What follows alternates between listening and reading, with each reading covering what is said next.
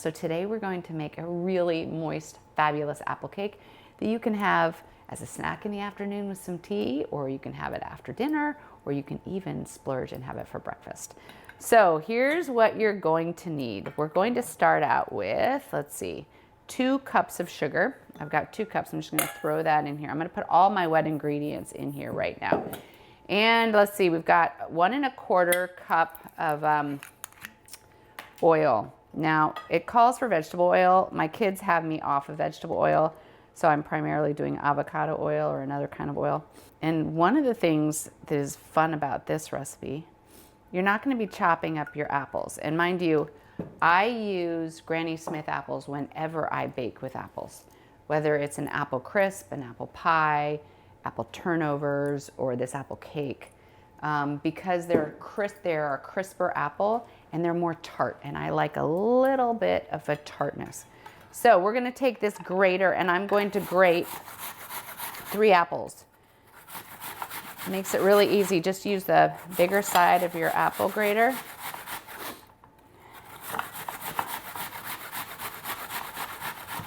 All right, so we've got the apples grated, and before we go any further, we need to add to this.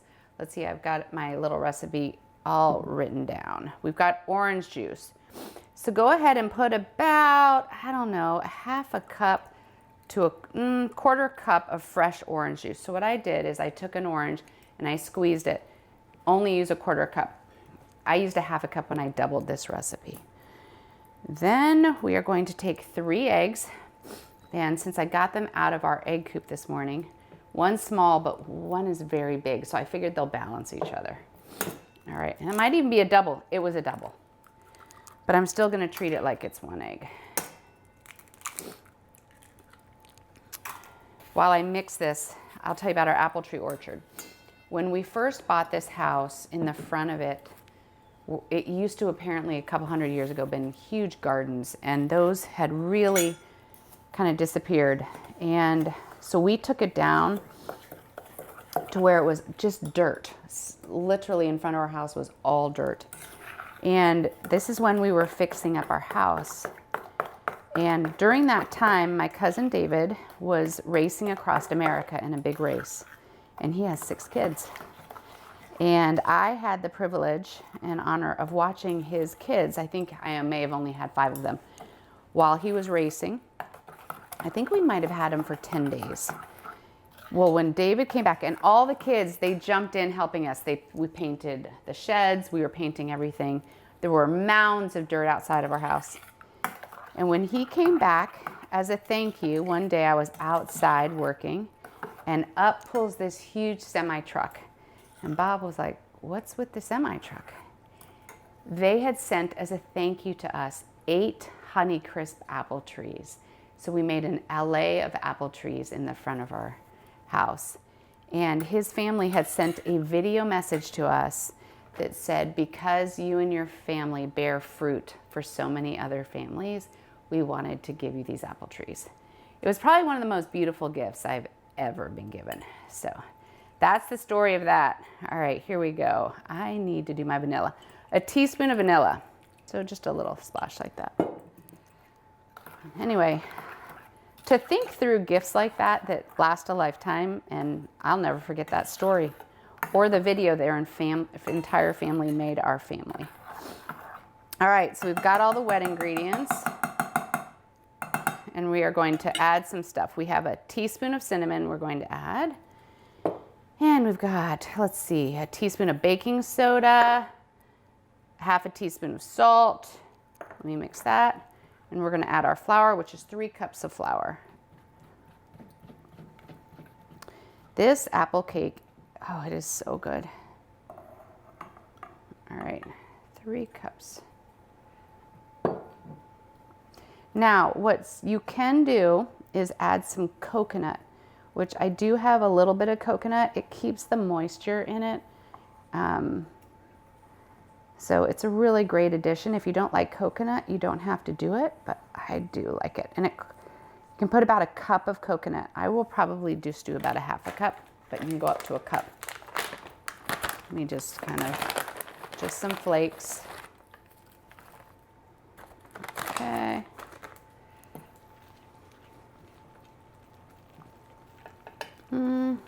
think that's it. And now I'm going to, and you never use a mixer with this.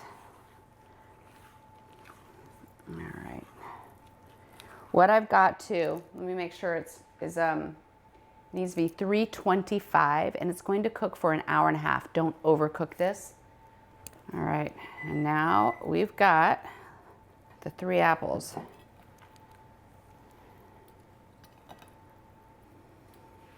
And I like that it's grated. It makes it so much easier to incorporate.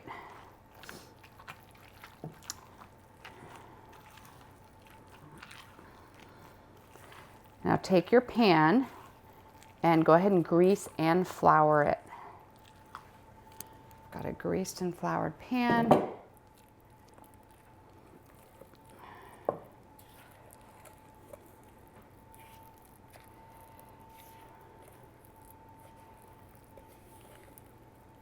You can also do this in a bundt pan or even a tube pan, but I think I just decided to do it in a cake pan.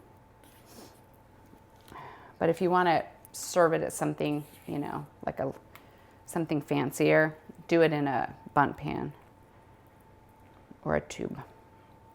All right, 325 for an hour and a half. In the meantime, your whole house is going to smell divine. So we'll stick this in the oven and we'll see you back.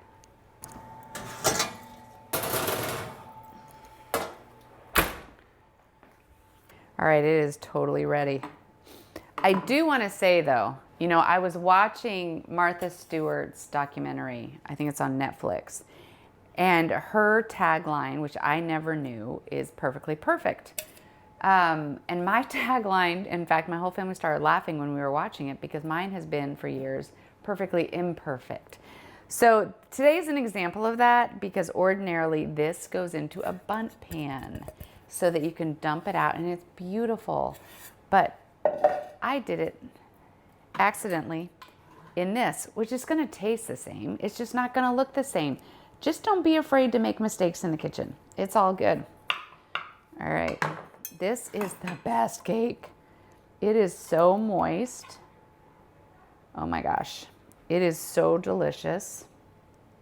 Oh my gosh, all the steam is coming off of that with a cup of tea late in the afternoon. The other thing I wanted to revisit that we spoke on earlier was the importance of remembering recipes of your family. I can't think of a more special Christmas gift that you can start to prepare even now by going to your aunts, even your uncles or your cousins or your grandparents and collecting all of their favorite recipes. You don't need another great aunt who's a beautiful artist to do it. You could get one of your kids to draw, you know, if it's a cookie recipe, draw some cookies on a page.